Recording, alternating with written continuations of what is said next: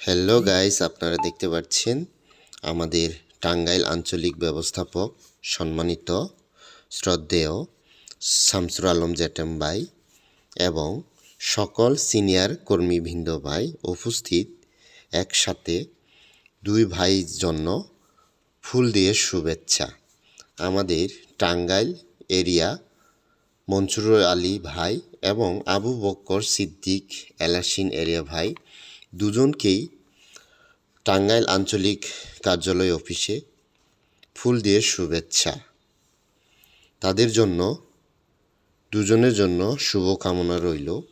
ভালোভাবে যেন সুস্থভাবে যেন কাজকর্ম এগিয়ে যেন কাজকর্ম করতে পারে এবং আমরা যেন একসাথে মিলিতভাবে কাজকর্ম করতে পারি।